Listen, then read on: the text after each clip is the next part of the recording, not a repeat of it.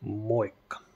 Mä voisin kertoa pikaisesti tällaisesta Shadesin Oracle Touch espressokoneesta, joka meille rantautui tuossa muutama viikko sitten. Vähän tullut nyt semmoista kokemusta. Ihan hirveän tarkkoihin teknisiin speksiin mä en lähde pureutumaan, vaan kerron nyt yleisesti tästä koneesta, että mitä me ollaan itse tässä nyt parin viikon aikana huomattu ja havaittu ja mitä mieltä ollaan, että plussat ja miinukset.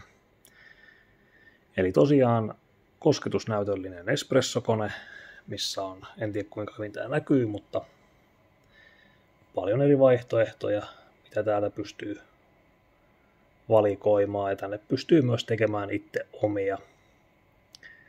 Me ollaan tehty tänne testi 1 esimerkiksi, mistä löytyy, että karkeusaste tai jauhatusaste, sitten että kuinka pitkä uuttoaika ja sitten maidon vaahdottimen speksit löytyy tuolta 62 astetta ja 0,5 on sitten tavallaan se vaahdon paksuuden viskositeetin määrä.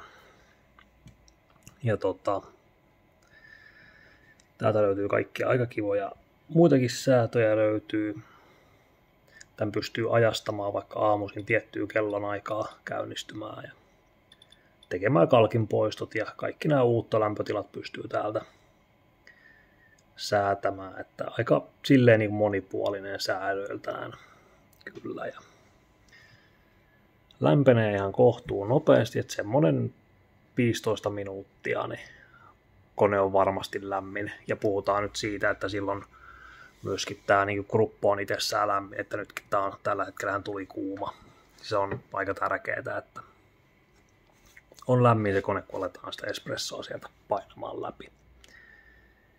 Ja tähän muuta. Tosiaan tämä on tuplaboilerilla, eli tässä pystyy samaan aikaan valuttaa espresson ja samaan aikaan pystyy vaahdottamaan maidon. Ja tämä on kyllä ollut tosi hyvä tämä maidon vaahdotin itsessään, että se on automaattinen, eli siitä ei tarvitse sille itse huolehtia. Että katsoo, että maidon lämpötila säädetään. Varmaan kauranmaidolle voi antaa vähän alemman arvon ja sitten taas normimaidolle pikkasen ylemmän. Eli jostain 50 sinne 6,2, 6,4. Ja tässä on muutamia ihan nerokkaita ratkaisuja, mitä tähän on tehty. Esimerkiksi, että veden lisäys on kätevästi täältä ylhäältä. Sinne voi laskea veden. Ja täällä näkyy sitten veden pinta. Eli se nousee tuolla, noin vesimittari löytyy sieltä. Ja kori on ihan ammattitaso 58 millinen. Tästä löytyy tähän mukana tulee sinkkua ja sitten tää tuplakori. Kori on ihan ja tää kahva on ihan itsessään ihan niin kuin laadukkaan oloinen. Tuntuu hyvältä käteen ja on semmonen jämäkän oloinen kyllä. Ja tosiaan myöskin toi jauhinyksikkö on täällä. Pavut kun syötetään täältä näin, syötetään pavut, ne menee suoraan jauhimen läpi ja täältä pystytään sitten säätämään tää karkeus, eli mikä on jauhatusaste. Ja se on totta kai jokaiselle pavulle se on aina erilainen. Eli ollaan hyvin huomattu se, että niissä on ihan hirveitä eroja, että sitten kun alkaa sitä espressoa painamaan läpi, niin lähteekö se tulemaan 5 sekunnin vai 8 vai 10 vai 12 sekunnin aikana sieltä kakusta läpi se neste, niin niiden kanssa joutuu aina, jos papulaatua vaihtaa, niin joutuu aina myöskin sitten vähän jauhatuskarkeutta joutuu aina vähän katsomaan sen jälkeen. Ja nerokkaita ratkaisuja löytyy, eli ihan tää perus tippa-astia. Ja sieltä löytyy tämmönen indikaattori, että jos tippa-astia tulee täyteen, niin se nousee ylös ja kertoo siitä sitten. Helppo pitää puhtaana ja se on ihan hyvä. Tänne on ympätty myös työkalut. Ne on näppärästi kaikki saatavilla. Se on puhistussarja ja toi sinkkukori ja sitten on myöskin tuohon, kun tehdään toi tavallaan backflash, niin sille löytyy toi lumitutti tuolta noin. Ja tuossa oli hauska yksityiskohta, että oli on kori kyseessä, niin jos se laittaa näin päin, niin se kertoo heti, että väärä suunta. Eli heiluttelmaan noin päin. Ihan hauska. Pieni yksityiskohta, mutta merkittävä. Ja sitten, koska tämä konehan painaa aika paljon, tämä on joku, mitä mä sanoisin, 18 kiloa suunnilleen, vaikka on kohtuu kompaktin kokoinen, mutta aika painava. Niin eihän tämä, jos sitä lähtee heiluttaa, eihän tämä liiku yhtään mihinkään, mutta Shades on kehittänyt tämmöisen nupin tänne, pystyy kääntämään, ja sen jälkeen, että tätä pystyy liikuttelemaan mihin suuntaan ikinä vaan niin haluaa, eli siellä on pyörät tuolla alla, ja tällaisen pystyy vapauttamaan. Toi on hyvä. Ja tähän muuta tästä nyt tulee vielä pikaisesti mieleen. Tosiaan aika arvokas. Uutena reilu 2 kiloa tällä on hintaa. Ja me ollaan nyt plus 2 viikkoa ollaan täällä nyt keitetty espressoa sekä mustaa kahvia ja kaikkea sitä niiden väliltä. Ja ollaan huomattu, että muuten kone tuntuu toimivan hyvin, mutta tämä jauhin ja sitten se automaattitampperi, mikä siinä on, niin se ei toimi. Se on koneen hintaan nähden niin erittäin keskinkertainen tai keskinkertaisen alle. Eli tosi useasti, kun se ekana jauhaa kahvin tuohon koriin ja sitten se tekee sen automaattitamppauksen, niin se tamppauksen jälki on semmoinen, kun 3-vuotiaat olisi käynyt hiekkalaatikolla leikkimässä. Eli se vaatisi, että sulla pitäisi olla niinku oma tampperi erikseen, millä sä vielä itse niinku manuaalisesti tamppaat sen, mutta mun mielestä jos kone alkaa maksamaan yli 2 tonnia ja se on niinku, joku on varmaan suunnitelua kehittänyt, niin kyllä sen tampperin pitäisi silloin toimia.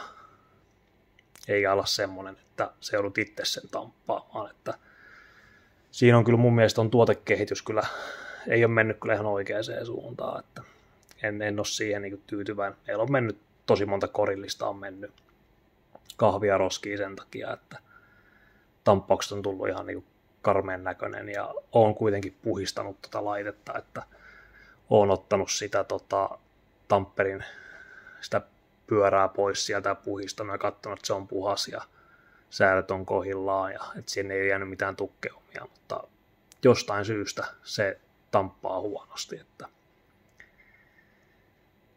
Ja sitten myöskin se on totta kai aika niinku haastavaa etsiä aina niitä oikeita arvoja ja säätöjä tälle koneelle ja plus se, että aina katsot jostain YouTubesta, että miten tehdään niin latte arttia, niin on haastava. Että vaikka tämä toimii ihan hyvin tämä vaahdotin itsessään, mutta ei sitä silti tule ihan, vaikka nyt on varmaan 10 litraa maitoa läträtty, niin ei silti toimi ihan silleen niin kuin pitäisi, että on haettu vähän laidasta laitaa säätöjä ja haettu ja katsottu, mutta on haastava laji, täytyy myöntää. Mutta tässä on tosiaan hyvä myös semmoinen tavallaan, jos voisi nyt kehua vähän tätä vaahdotinta, eli aina kun on vaahdattanut ja tän on pyyhkinyt puhtaaksi ja tämän sauvan kun laskee alas, se 5 kertaa se puhaltaa, eli se puhdistaa itsensä aina ja se on ollut kyllä hyvä.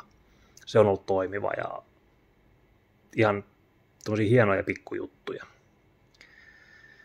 Mutta sitten kokonaisuus, jos nyt multa kysyttäisiin, että maksasinko yli 2 kiloa tällaisesta koneesta näillä spekseillä, niin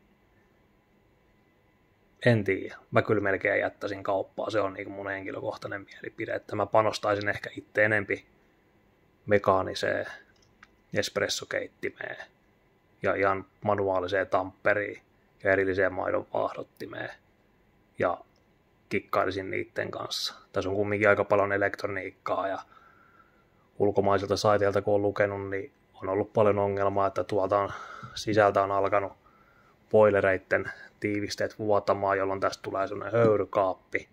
Sitten kun siellä on sähköosia, ne kaikki kastuu ja se on kerrasta pilalla.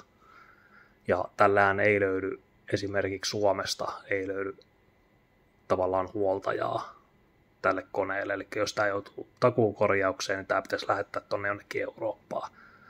Jos katoin oikein, niin Tanskassa taisi olla lähin, joka tuo näitä niin tähän Euroopan alueelle. Niin voi olla mielenkiintoisia takuukäsittelyitä myös tämän laitteen kanssa. Ne on myös hyvä ottaa niin aina huomioon ja katsoa, että kun tämmöisiä koneita ostaa, että mistä löytyy lähimmät huollot ja kuinka hyvin saa varaosia ja palvelua. Että varaosia tähän saa hyvin. Sen mä tilasinkin tähän just puhdistustabletteja ja muutaman osan, mitä tästä puuttuu, niin tilasin erikseen ja ne tuli nopeasti ja saa hyvin. Mutta lähinnä ne huoltopalvelut, että jos tätä tarvii jossain vaiheessa korjata, niin miten ne onnistuu, missä ne onnistuu, niin se on aika hyvä iso kysymysmerkki, mitä kannattaa ottaa huomioon, kun tämmöistä kattelee. Mutta näihin kuviin, näihin tunnelmiin, kiitos, että jaksoit katsoa. Jos tulee jotain mietteitä, ajatuksia, niin kommenttia alle.